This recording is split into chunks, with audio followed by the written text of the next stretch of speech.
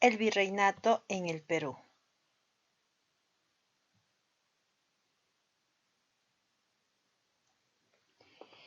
El establecimiento del virreinato fue una institución administrativa creada por la corona española para centralizar el dominio sobre su colonia y suprimir el poder del encomendero.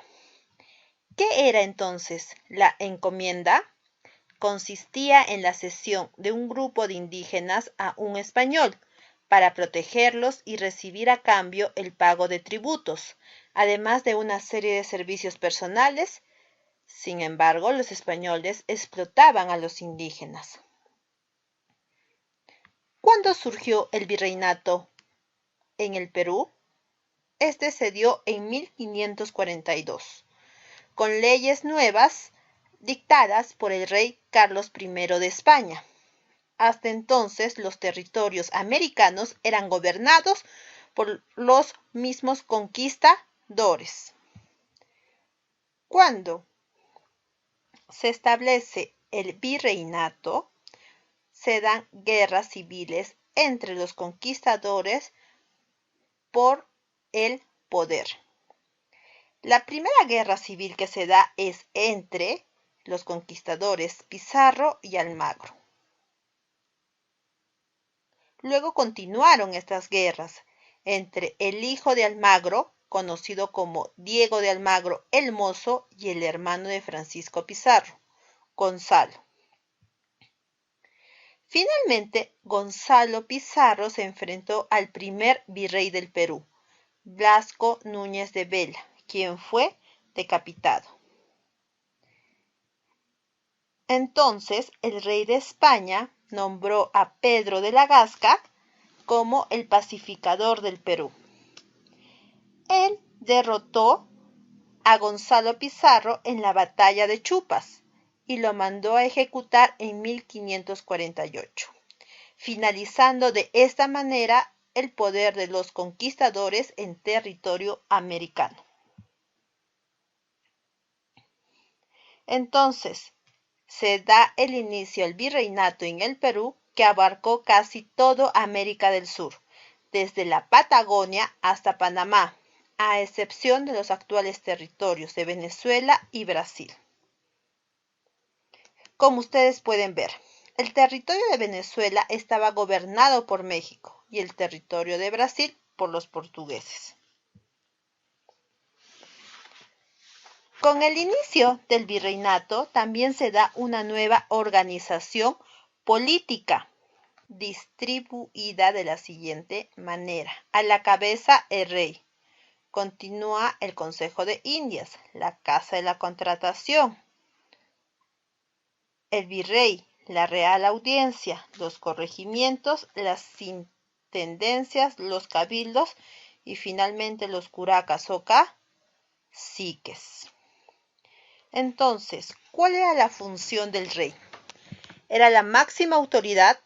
Afirmaba que su poder era absoluto y divino, es decir, era una gracia entregada por Dios. Él no se acostumbraba a rendirle cuentas a nadie más que a Dios mismo. Durante el virreinato del Perú hubo 10 reyes, 5 de la dinastía de Austria y 5 de la dinastía de Borbón. El Consejo de Indias era un organismo que administraba todos los asuntos coloniales. Se ocupaba de redactar reales cédulas o leyes y de nombrar a las principales autoridades del virreinato. La Casa de la Contratación controló el comercio y la navegación con América. Se encargó de registrar y autorizar la circulación de barcos. El virrey, que era el representante directo del rey en América, era el gobernador del Perú y capitán general. Velaba por los asuntos económicos, políticos y militares del virreinato. La Real Audiencia administraba justicia y supervisaba la labor de los funcionarios coloniales. Era el máximo tribunal de justicia en la época del virreinato. Los corregimientos se encargaban de la administración provincial, recaudaban el tributo indígena y organizaban las mitas mineras. Las intendencias reemplazaron a los corregimientos desde el siglo XVIII.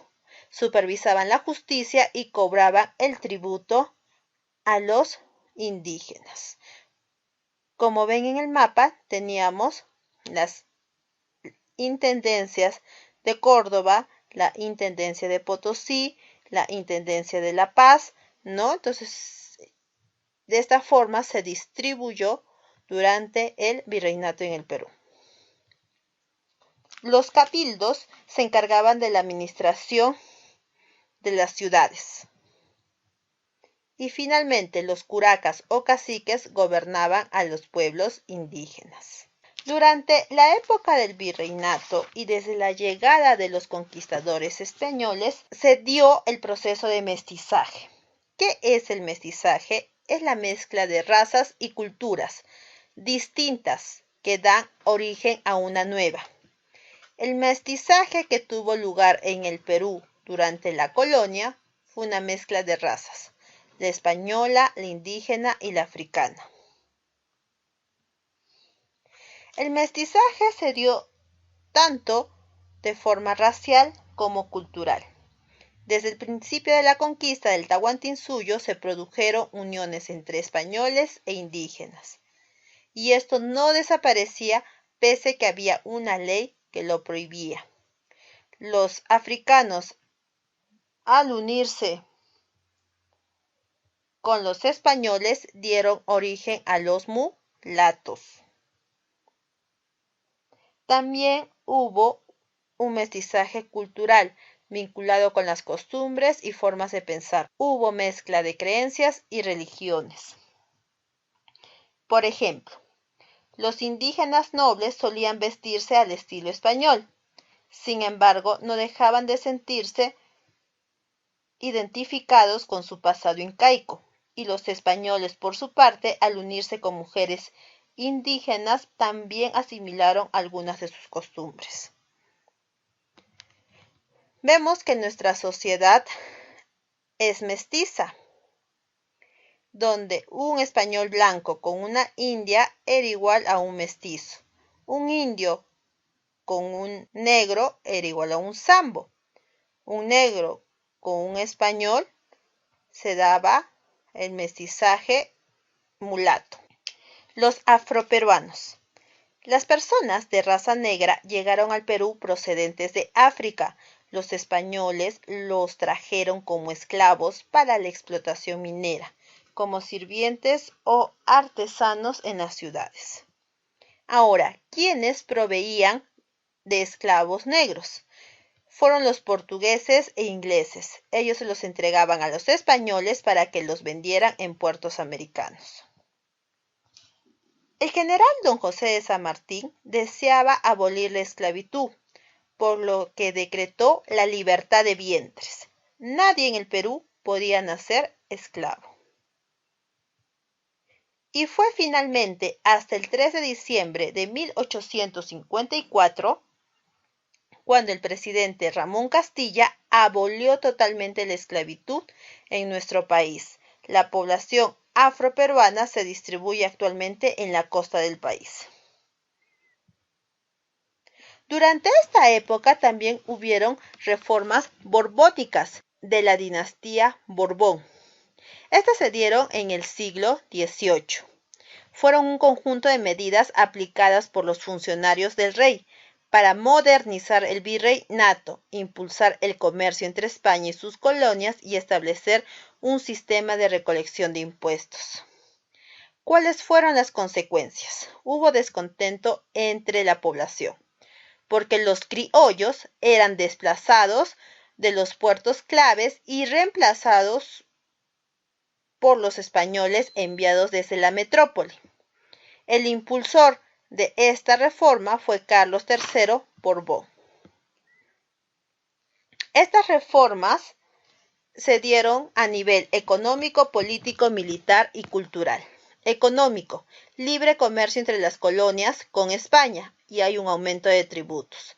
En lo político, fortalecimiento del poder del rey y el Estado, subordinación de la Iglesia y la creación de nuevos virreinatos e intendencias y la expulsión de los jesuitas. A nivel militar, decisión de frenar los avances de los portugueses y la creación de nuevas milicias. Finalmente, a nivel cultural, difusión de ideas modernizadoras, impulso a la cultura y la investigación científica.